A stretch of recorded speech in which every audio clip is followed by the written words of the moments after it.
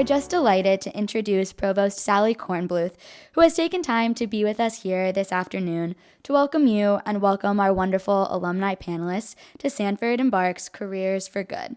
Let's give Provost Kornbluth a rounding of applause. Well, thanks, Molly, and good afternoon to everybody here.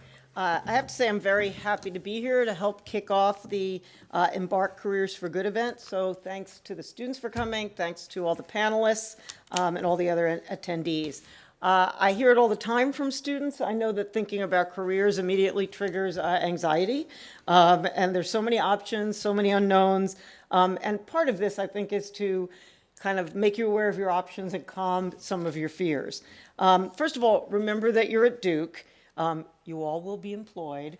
You're receiving a top-notch education. You're going to be exposed to a wide variety of fields, techniques, perspectives from excellent faculty, researchers, peers, and you're also going to be learning more about yourself, your skills, your strengths, and these are all things that are wonderful preparations for any job.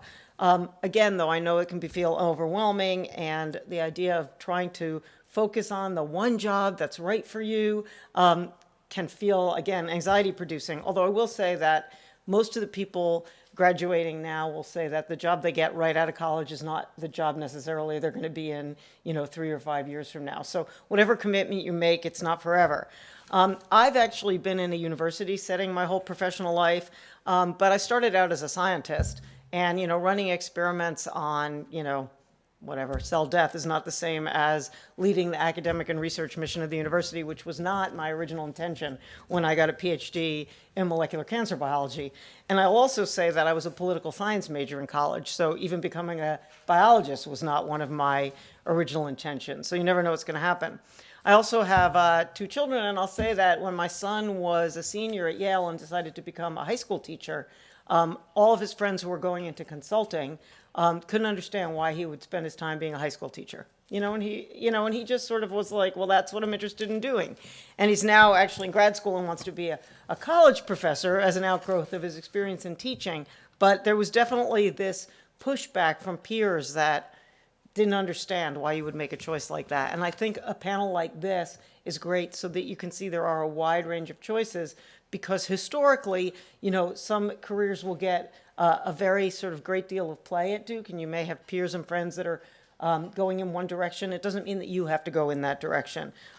You might, again, be led to believe there's a common career path that goes like econ major to finance to consulting, or comp sci major to tech job, but it's just not the case that those are the only or primary paths or opportunities, and many of you know that. There are many students pursuing opportunities on political campaigns, in service fellowships like Lead for America, College Advising Corps, which, as you just heard, will be here today, to work for advocacy groups or global health organizations, or, to prepare for grad school or gain skills through advanced degree programs. So it's really about finding your own path and navigating the many, many opportunities that are going to be available to you.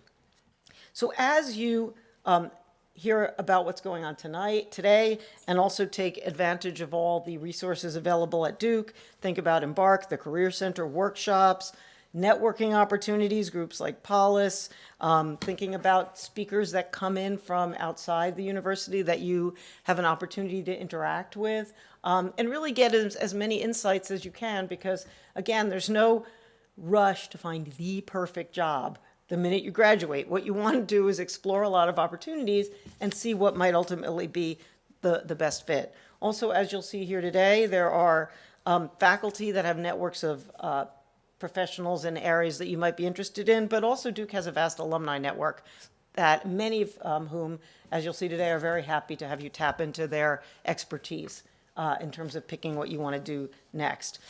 In the particular area of public sector and public policy, it's not hard to see every day in the headlines the importance of having well-prepared, well-educated individuals addressing current issues. The U.S. and the global society is grappling with so many changes and challenges, from climate change to human rights to education access, global health, many others. And this requires people working in collaboration from many different backgrounds and people that are broadly trained to be liberal arts type thinkers, to really think outside the box, to learn to question, and to learn to think critically. So if I can make a pitch to any of you who are interested in jobs in these areas, it would be to make sure the policy solutions you work on are connected to, informed by research being done at places like Duke. In other words, we need people who think about what the evidence is, what the data are in terms of decision making, and that's the kind of thinking you're learning in your Duke education.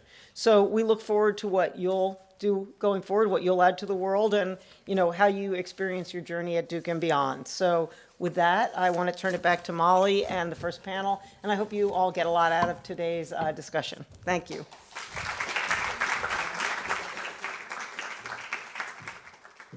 Thank you so much, Provost Kornbluth. Your comments really resonated with me, and our team and everyone here is so appreciative that you could be here and share your thoughts with us this afternoon. Before we begin our first panel session, I want to check in with Katherine Gan, who's a Duke undergrad who decided to take a year off of her undergrad to work on a presidential campaign. She joins us today via Zoom from Iowa, where she's been working hard in support of Kamala Harris for president. Hi, Katherine. Hi, how are you? Good. It's good to see you. Yeah, good to see. Well, I can't really see you, but yeah, good to see you. Yeah. Well, thank you so much for making yourself available. I know this is a really busy time. We have about 10 minutes here to check in, and I have a few questions that we're interested in hearing your perspective. So can you tell us a little bit about what you've been doing these past few months on the campaign trail? Yeah, so I started in late May, early June as a fellow, and then became an official organizer in September and have been an organizer since then. I would say what's changed is that, the summer is about establishing relationships and kind of building the infrastructure here. And now it's like, we have 83 days until the Iowa caucus. And so it's very much grinding. I would say now, knocking a lot of doors, making a lot of calls, having a lot of meetings in the community to establish relationships. I think the Iowa caucus is unique because one, it's the first in the nation. And so any presidential candidate who hopes to become our nominee against Donald Trump needs to do well here in order to be that nominee. But two, unlike New Hampshire, or even North Carolina, it is a caucus. And so that means that you literally go to like a gymnasium or a school on February 3rd and are in a corner of the candidate you're supporting. It's very public, it's very community based, and that means that leadership, in terms of for us recruiting volunteers and precinct leaders in Iowa, is really, really important and what will win the caucus. Wow, thank you. That's so interesting. But can you tell us a little bit about how you made the decision to leave school and move to Iowa? Yeah, so actually I think I made the decision like literally a year ago, but for me the big thing that happened or triggered that decision was the Cavanaugh hearings. I worked at the Women's Center along with Molly actually, and doing a lot of work about empowering women and trying to combat sexual assault. And I felt very frustrated that you could do all this work on campus and then nationally someone yet again was confirmed to the Supreme Court despite sexual assault allegations. Our president has committed numerous accounts of sexual assault and rape. And so I just wanted to be involved. I think 2016, 2018, 2018 results like really showed that, right? Like a lot of women and a lot of people of color running for office for the first time. And I think similarly, just want to be involved in the process and changing who we have in leadership. Yeah, In terms of, I'm sorry. oh, sorry, yeah, No, no, go no, ahead. go ahead.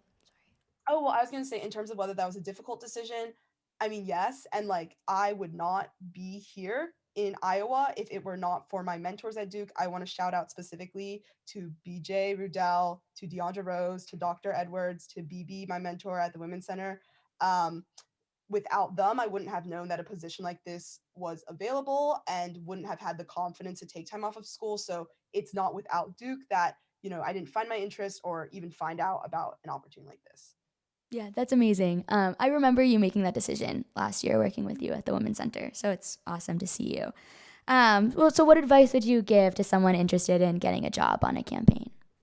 Yeah, yeah. I would say people have actually reached out to me about that. I have a friend who's at Duke now and planning to take off next semester to work for a campaign. So when I was applying, like this past semester, I only wanted to work for Kamala Harris, and it was very stressful because it feels like you send your resume into like a black box and then no one gets back to you. And then it's May and you're like, I'm planning on driving to New Hampshire and no one has contacted me. What I will say is for people who are planning on doing something like summer 2020, I feel like positions will be more available because our nominee will have been decided. If not, the campaign will have been run for a while.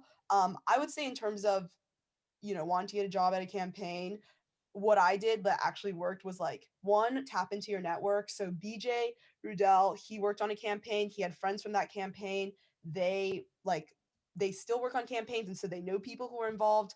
I also can serve as a resource. Like if anyone is interested or has questions, like definitely let me know. Especially with the Kamala Harris team, obviously.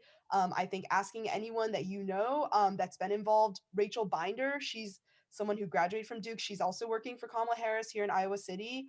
30 minutes for me. So I think it's like tapping into Duke alumni resources, tapping into maybe scholarship resources, whoever but also, I would say, like I said, the timing, summer 2020, I'm sure there will be plenty of internship positions available, volunteer positions available, organizer positions available, because, next summer is going to be the nominating convention and we'll have decided our nominee. So it won't be focused on which Democrat, it'll be on taking on Donald Trump. So that'll make it a lot easier.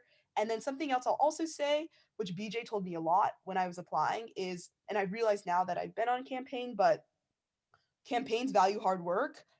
This work is literally the hardest thing I have ever done in my entire life, but it is also the most rewarding and the most fulfilling. And so if you show up, like let's say you show up as a volunteer, whether that's for a 2020 race, whether that's for North Carolina trying to flip Tom Tillis's seat, or Kentucky trying to flip Mitch McConnell's seat, and you just work really hard, you knock a lot of doors, you make a lot of conversations.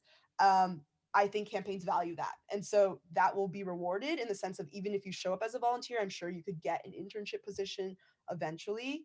But yeah, I would say definitely the timing of summer 2020 makes it easier to get a position. And if you have any specific questions, you can feel free to email me or to tap into resources at Duke, like, Paulus, or even Dr. Rose worked for a campaign and she put me in touch with some of her students who had and told me about her campaign experience. It's awesome. Thank you so much, Catherine. I really appreciate you taking the time. I have one final question, if I could ask you. I know some Yeah. people are interested in or concerned about making ends meet working on a campaign. Can you talk about how some people navigate the difficulties of that potentially? Yeah. So what I will say is really nice about this cycle is that basically all the presidential campaigns, I know the Kamala Harris's team for sure is paying well. Like I would say like paying a good salary, and also like for us at least, like we have been negotiating with the Teamsters, which is a union, to up our salary. Right now, I think it stands at around $3,000 a month, and it will be up to like 3,200. Healthcare is something else. For me, I'm like not 26, so I'm not, I'm still on my parents' insurance, but healthcare is something else that can be provided through the campaign.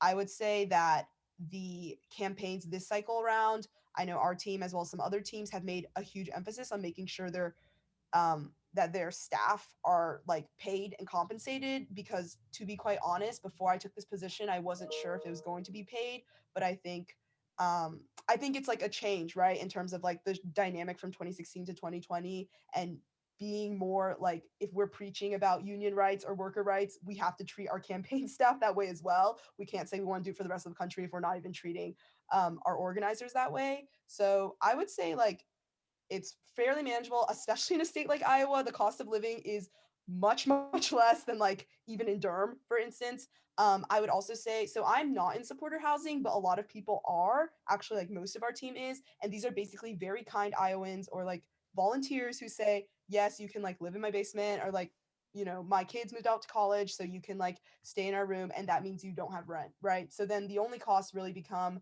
um, driving. If you're in rural turf, that is a little more concern for me. Like the max I have to drive is 15 minutes because I'm in Cedar Rapids. Food, right? And honestly, yeah, I think that's it. Like there's not many else expenses. So I would say like it, I understand if it is a concern, but I will say at least a lot of the Democratic presidential campaigns have made it a priority to pay their workers well. For us, negotiating with a union to make sure that we are represented and we are getting our fair share, and we can like advocate for a higher pay as well. So I think that's awesome. Awesome. Thank you so much, Catherine. We really appreciate it. Yeah, thank you. Well, now I'm excited to turn to our first session, landing a job on a campaign, the Hill, or the governor's office. And I'll hand things over to our moderator, Professor Rose, Assistant Professor of Public Policy and Political Science here at Duke, and Director of Research at the Center for Political Leadership, Service, and Innovation. We're so grateful she was able to join us today to facilitate this session with our wonderful alums. Professor Rose, thank you. Thank you so much, Molly. Hi, everybody. Nice to see you today. Thank you for being here. We're really excited to kick off today's series of panels with this discussion of landing a job on a campaign on the Hill or in the governor's office. And I should note that after our panel, our panelists have agreed to stick around for a few minutes. So if you have any questions, please do feel free to get in touch with them then. Also, we will open it up for Q&A at some point. So please do think of your questions and have them ready. So I should say, we have an amazing panel of distinguished alumni here with us today. And so I will offer brief introductions and invite them up to the stage. So first we have Pat Thompson. Pat Thompson is a 2011 Pub Paul graduate who also earned a Master's of Arts in 2013. Pat serves as National Security Advisor in the office of Mississippi Senator Roger Wicker. Thanks so much for being with us, Pat.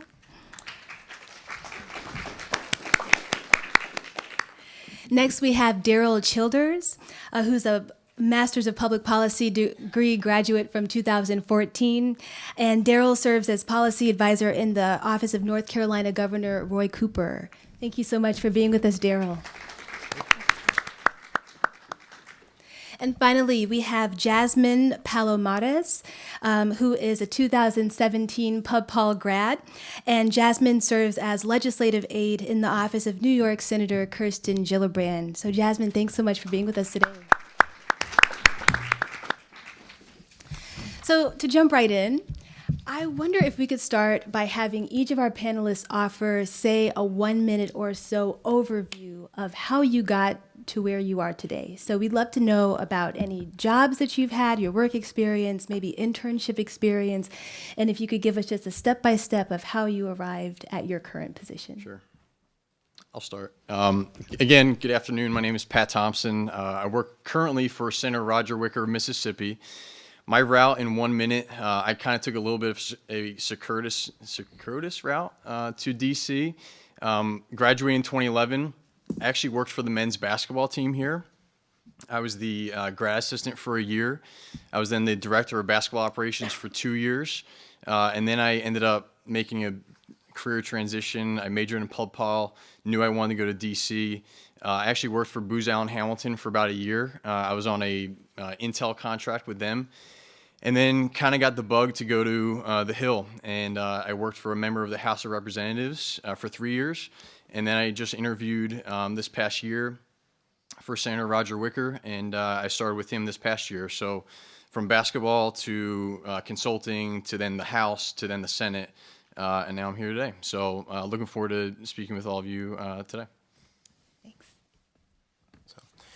Hi, good afternoon. Glad to be here with y'all, at least partly because I have 3 boys at home who are out of school today, and they were literally climbing the walls when I left, so this is a nice break. So I think I might be a little bit older than my fellow panelists, so my path may take a little bit longer to describe, but I'll describe it in sort of broad strokes, and we can talk after if you all would like to know more.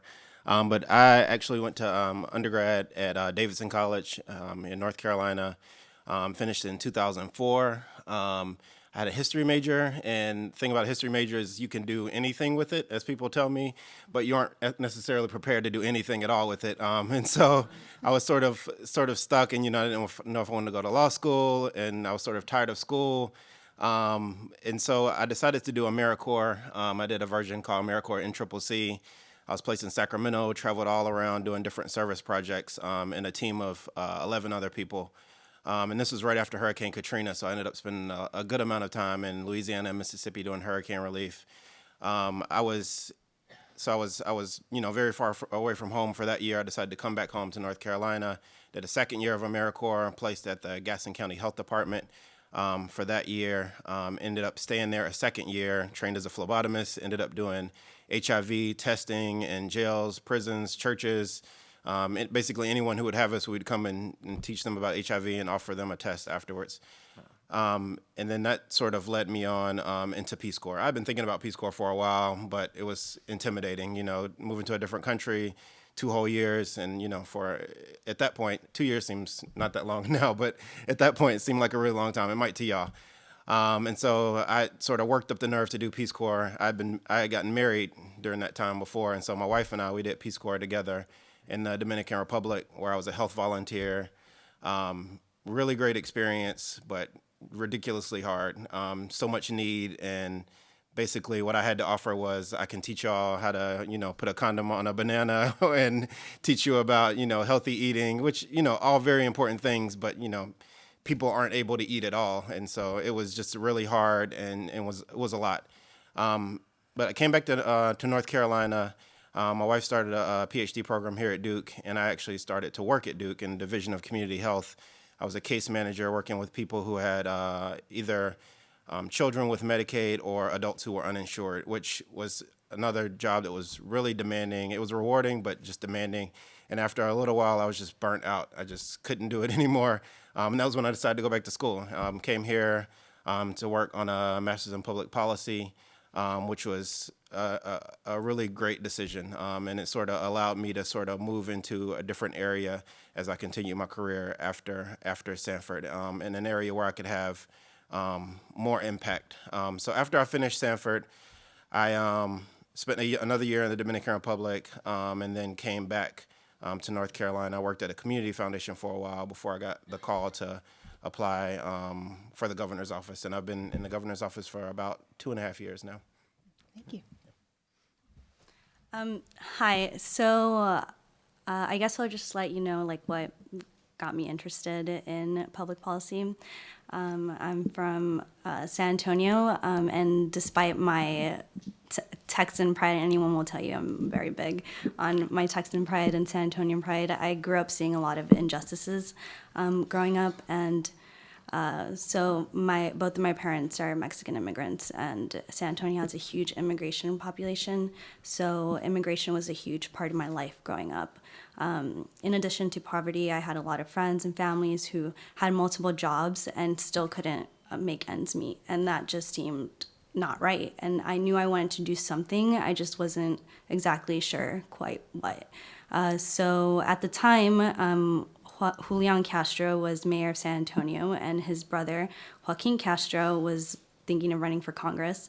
And I knew I needed to do my part, and I ended up campaigning for him. So I was there my junior year of high school, every day after school and on weekends, going door to door, talking to constituents, and hearing about the issues that they cared about. And I think that's what really sparked my interest in public policy. And I continue to try to find what I can do, my role in public policy and what that really meant. So going to Duke, I majored in public policy, and I ended up interning my junior year of college on the Hill. So I got a little taste of what I can do and how I can help draft policy and what kind of impact that can make. So I ended up doing a fellowship after I graduated called CHCI, the Congressional Hispanic Caucus Institute Fellowship, and then I got hired 6 months in the current job I have. And just really quick on what I do. I do health education, immigration for Senator Kirsten Gillibrand, and I basically get to meet with some of the smartest people, some stakeholders and interest groups, and try to find solutions to these issues. So even if you don't have a particular interest in pursuing a career on the Hill, I would definitely recommend it. There's no other place like it. And if you guys have any questions afterwards, please feel free to ask me. Thank you. Okay, so to go right back down to Pat for the next one.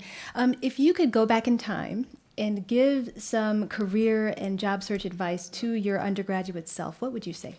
Yeah, I'd say the first thing I'd recommend is specialize if you know. So if you already know that you're interested in a certain issue area or working for a certain member of Congress or the governor, whoever it is, if you know exactly what you want to do, start specializing already. And that doesn't mean that you can't take classes in other things and try to expand your horizons in that way as well. But I'll take myself, for example. I wish I had done this as an undergrad. I'm a national security advisor. I advise the senator on defense, international affairs, those kinds of things. And I've always been interested in that. I was an Army reservist, always interested in defense. And so I think as an undergrad, what I wish I would have done, I took some classes, but I wish I would have taken more classes in international relations, defense. I'm also a Republican. I'm a proud conservative. And so maybe linking up with professors that ideologically align with me and people that could mentor me in that way. So if you already know kind of where you're at, whether it be political spectrum or interest area, find people here at Duke that are really accomplished that can help you in that. And that's just me. You may be on the other end of the spectrum. You may be interested in health, tax, whatever it is, whatever your passion is, find it, know it, and then be really good at it. And then I'd also say find internships and jobs along the way that can help you get to wherever it is you want to be in those few years after you graduate. The other thing I'd add is don't do it alone. So specialize and then don't do it alone. So again, finding a professor, finding even a friend, a connection, whatever it is, it's one thing to be a Duke grad and a Duke student, and that's impressive in and of itself, and you guys are way ahead of the game in that. But find a team that can help you and go with them to do it, because doing it together is a much better way to do it. Thanks.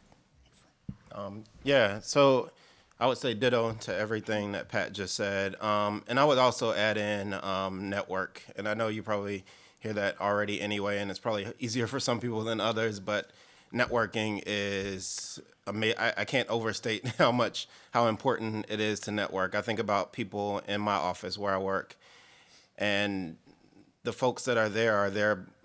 I don't think there's anyone. I'm not sure if I can say it, but I don't think there's anyone in there who got their job because they submitted an application on a website and somebody saw it and was like, wow, this person's fantastic, I want to hire them. It was because of the networks that they had created over the years. So super important. I myself am an introverted person, so networking is not easy. I've stood outside of receptions before, deciding if I wanted to go in or if I wanted to go back home, go in, meet some people. It will absolutely be worth it. And I will also say, you sort of hurt my path, and I've been all over the place. I would say take the opportunity to do something unusual. Leave school and join a political campaign. I don't know if I could say that. But yeah, do something unique. Do something that will make you stand out from the crowd. You all are young. Like, take that opportunity to do something that, later on in life, when you're 38 and you have 3 kids climbing the walls at home, you can't do. But that will absolutely pay off in the long run. Right, absolutely. I definitely want to emphasize networking. On the Hill, everybody, whenever interns are applying for legislative correspondence positions or legislative aides, are always like wanting to know if you know like a friend of a friend of a friend who knows like someone in the office who can say, hey, I'm applying, like please flag my application. And that's so important. So definitely try to just chat with people and make friends. And that's, even though you might not consider that networking, like that's networking. That's making a friend who you can later call up or shoot an email saying, hey, like this is something I'm interested in.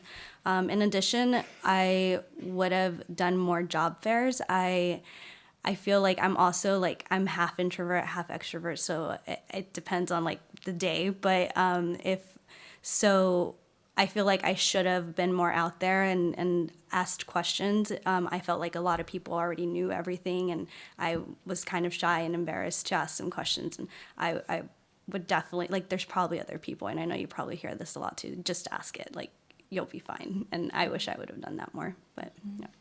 So Jasmine, can I start with you for the next Sure, question? Yeah. So could you tell us about a time when you put your hat in the ring for something, you tried for something, and you didn't get it?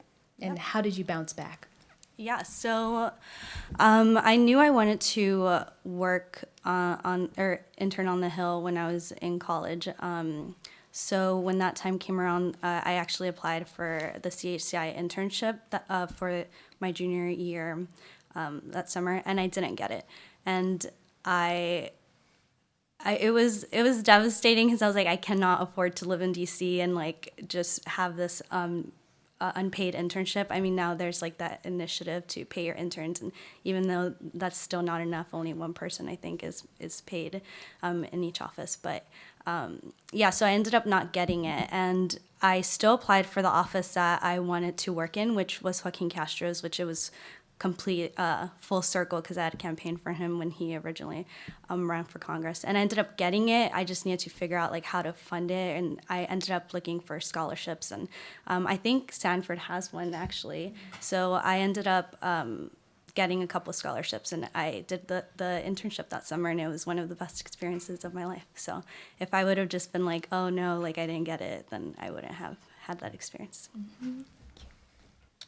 So right after Sanford, my wife was working on her PhD, and it was time for her to work on her dissertation at that point, and so she decided that she wanted to do her dissertation research in the Dominican Republic, where we had done Peace Corps. So when everyone else, in my second year at Sanford, everyone else was sort of going through the job applying cycle. I wasn't really doing that. I knew I was going to be spending a year in the Dominican Republic, and there were very few people who would be willing to hire me for, the 11 months that I was going to be there. I actually had decided I was just going to hang out and, maybe go to the beach and just hang out for the year. That didn't happen. I ended up finding a really cool job at a charter school while I was there.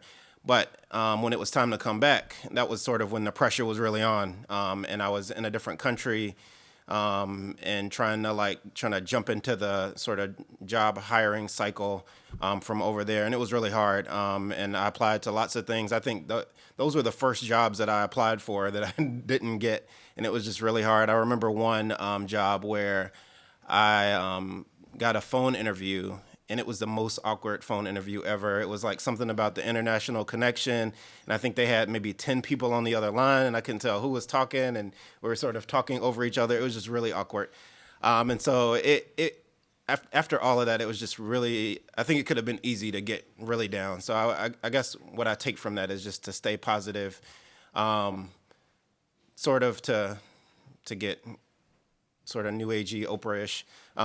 Sort of don't find your worth in some of these processes.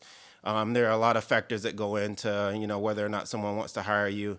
I think it's just a matter of you staying the course, staying confident, believing in what you have to offer and what you bring to the table, and just not letting those sort of external factors affect your confidence.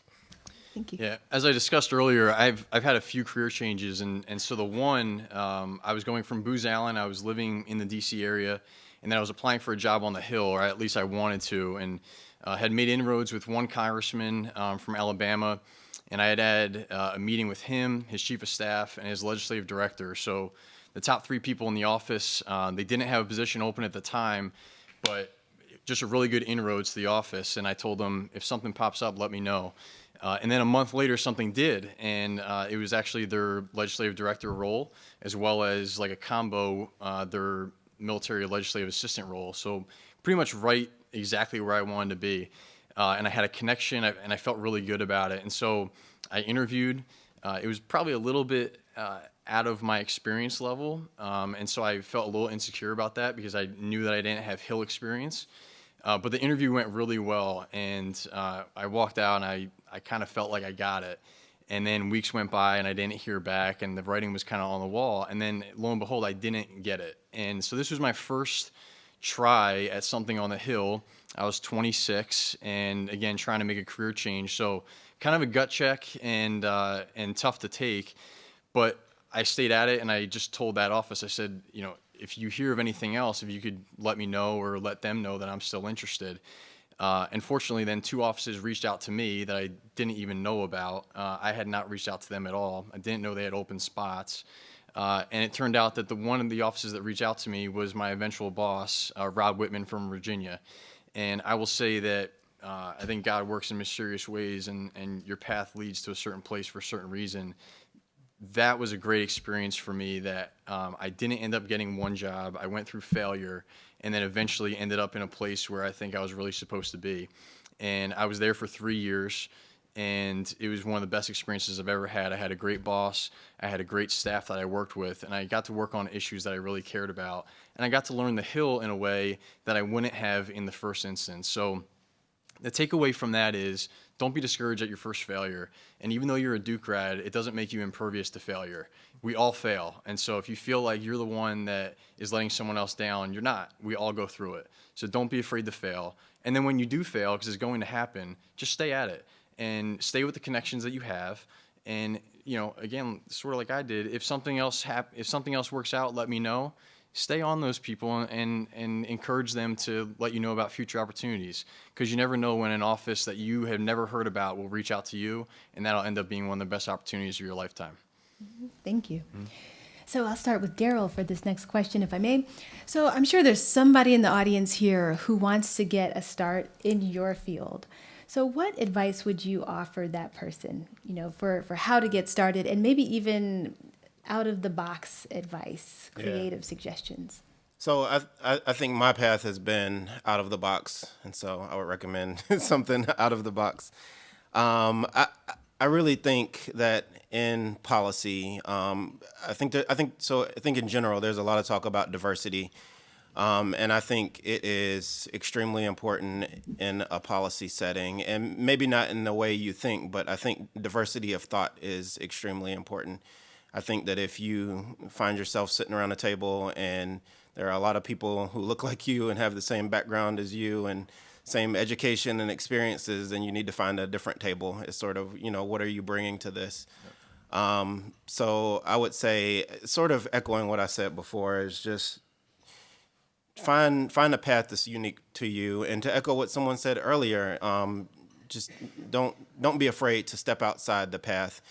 And I think I thought about this before, that for the students, those of you out there who are upwardly mobile, it may feel especially uncomfortable to step outside that path because there's safety there. I've worked hard to get to Duke, and, you want to sort of take the next step and the next step that will lead you to success. But I guess it's going to be scary, and it might not work out. You may fail. But I think in the end, it will be worth it. I think, like Pat said, you can't be afraid to fail. I know for those of you who are upwardly mobile, there's a lot farther to fall if something doesn't work out. But I think the reward is absolutely worth it in the end. So step out there. Try to make yourself stand out from the crowd. And a quick follow-up. So you mentioned the significance of diversity of thought and background. Are there any people who operate in your field who have especially unique backgrounds that you've encountered? So a lot of people in my office, I say that I'm one of the few who is not an attorney. A lot of folks have gone to law school. But then, so I'll say that the people who I think who have the unique backgrounds are the people who have sort of the life experience, the experience working with the folks that we are trying to help on a day-to-day basis. I think it's fantastic for the person who went from undergrad to grad school or to law school and, got a job on somebody's campaign or went to the Hill to work. That's fantastic. And I think they have a lot to offer. But I think what I bring to my job and the strength that I pull on is that I have experience sitting in a living room. I work on health policy, and I have experience sitting in a living room with a mom who her child's on Medicaid and he has asthma, and she can't figure out why he's not responding to treatment. And I'm sitting in the room, and the carpet is terrible, and she can't get the landlord to change the carpet, and she can't afford a vacuum cleaner. And so I feel like I say all that to say that I bring all these real world experiences with me when I sit down at the table and we're looking for solutions to policy problems. Mm-hmm. I don't know if that answers the question. Great, yeah, thank you. So Jasmine, can I ask you for another question? So advice that you would offer a student who's excited about getting in your field and maybe some unique backgrounds of your colleagues. Yeah. So I tell this to everyone who is eager to get on the Hill. There's no direct path to get on the Hill, and I think any Hill person will tell you this. It's everybody's Hill journey is completely different. But I would say that the most important thing is to get your foot in the door. Several of my friends started off as interns and then worked their way up as staff assistants, LCs, and usually, I mean, staff assistants jobs aren't what people go to the Hill wanting to do, but it's a critical like part of their journey for for you to get your foot in the door. And also, if you see LCs and LA positions, which are like more policy focused on like issues that you might not want to do at the time, you should definitely still try to do them. Like for example, whenever I first started on the Hill, I really wanted to do immigration policy, but I ended up doing health policy, and the job I got didn't include the immigration portfolio, and I had learned so much about like the health world, and I ended up one of the immigration staffers like moved around in our office, and I ended up getting to get immigration and health, but now I do both. So it's like getting your foot in the door is one of the most important parts. In addition, I'll share just a little bit of background of like people in my office. There's so many different fellowships. There's a AAAS, American Academy of Advanced Sciences, who bring like these super incredibly like smart people. Last year we had a nuclear scientist who came to work on the Hill for a year just because they wanted to know how the Hill worked. And then one of my colleagues, he's a veterinarian by trade, and then he also did the fellowship, ended up staying to work as the Ag LA in my office. And even he has his veterinary degree, and the Hill's a very dog-friendly place, so everybody with dogs will come and like ask him for vet advice, and he's like the residential vet in our office, in the building really.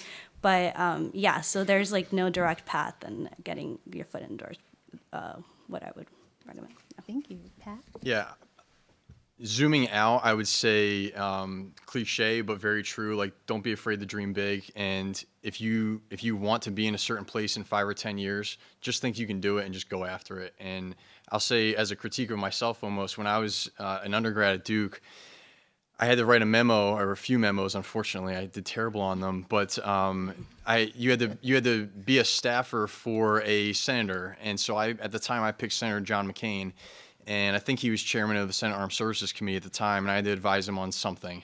And so I wrote and didn't do all that well on it. But at the time, I remember as an undergrad thinking, I'm never going to be doing this. Like, I'm never going to be working for someone like a McCain, or like, it's just not going to happen, because that's other people that do that kind of thing.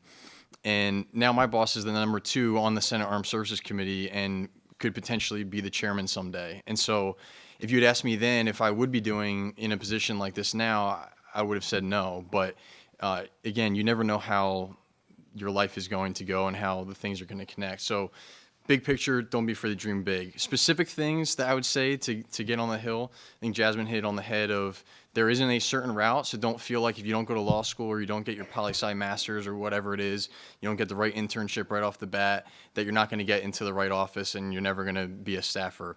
It's just not the case. I have a couple examples. One, actually, I just reconnected with a good buddy. He was actually the Blue Devil here when I was an undergrad, and a heck of a good one, too. He can do backflips and everything. He went to Duke Law and went to the Hill and was just on a committee staff as a lawyer and just wanted to do kind of wonky lawyer type stuff. Well, the committee chairman at the time really liked him and said, why don't you move out to Kansas and run my campaign out there? The only issue being that this gentleman had never been to Kansas in his life. And so he accepted, went to Kansas. The senator then won the race that he was the campaign chairman of.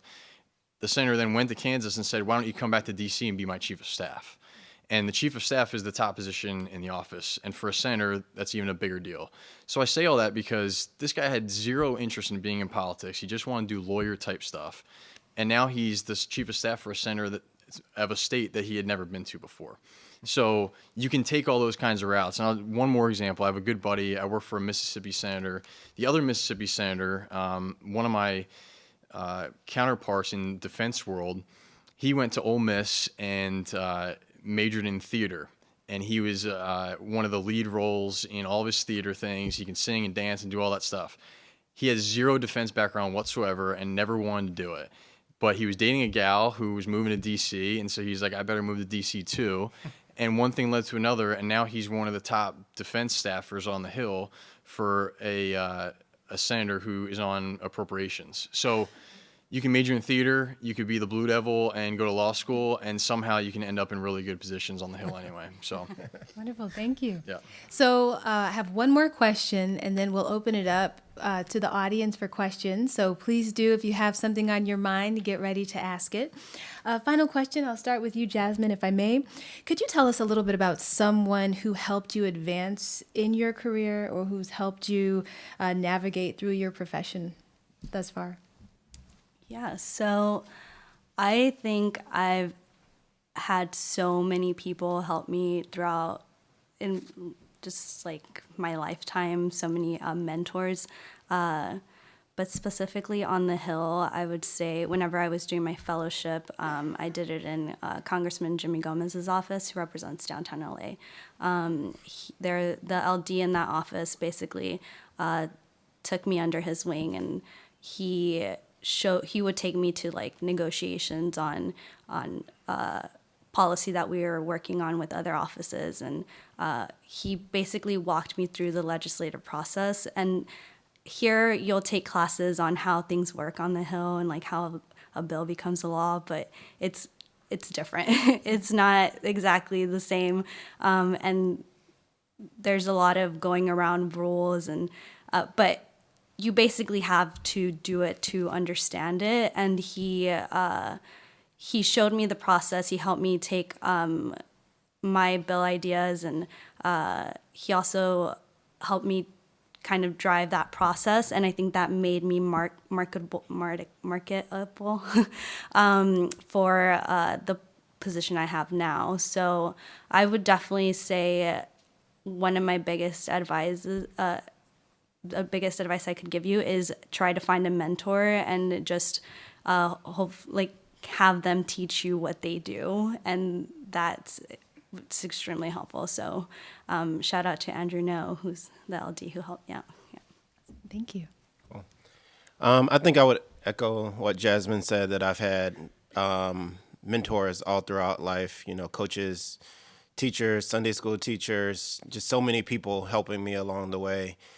And I think my advice to you all would be I sort of think about needing sort of at base, 3 different types of mentors. So someone who is at the same level as you, maybe a classmate of yours who has similar interests, someone who you admire, and having sort of the mentorship type relationship with that person can be really helpful.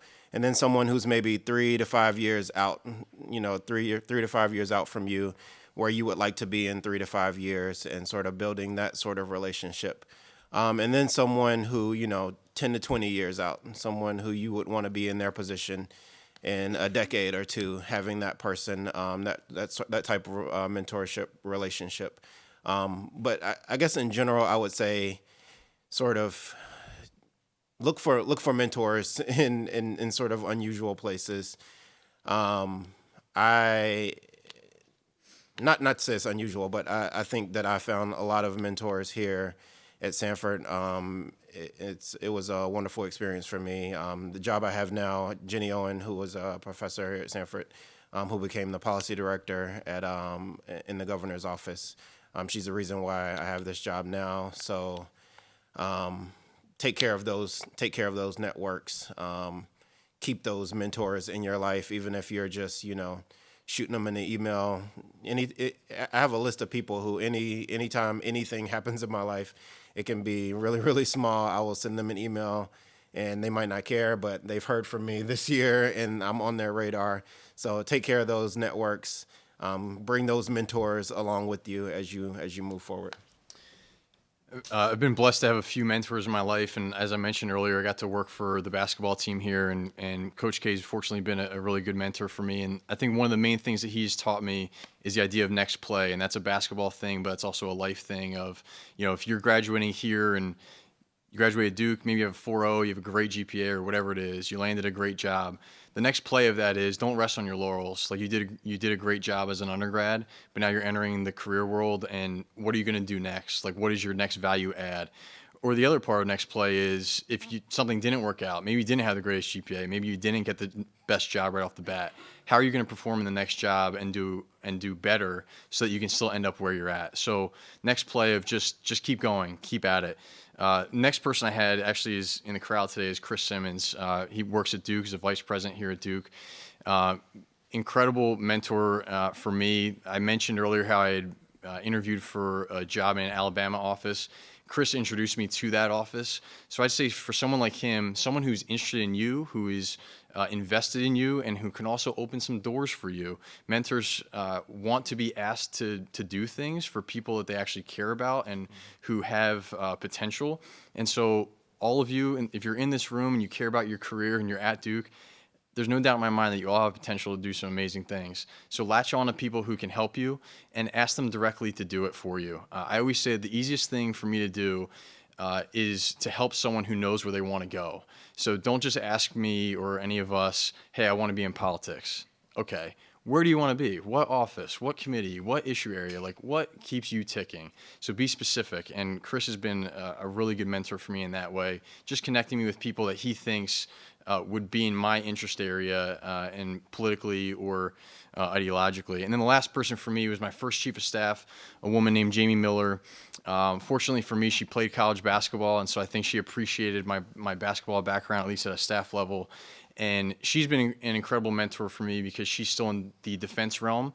She's the #2 legislative affairs officer over the Pentagon right now and is doing an amazing job. And so she hired me first on the Hill. She took a chance on someone who didn't really have Hill experience, and now she stayed in my life the whole time, and we kind of work together and kind of mutually help each other out on defense issues. So I would say, again, next play, also someone who can connect you with folks, and then someone who's going to be there throughout your life is working in the same issue area as you. Thank you. Thank you all so much for this wisdom. I hope you'll join me in giving our panelists a warm round of applause.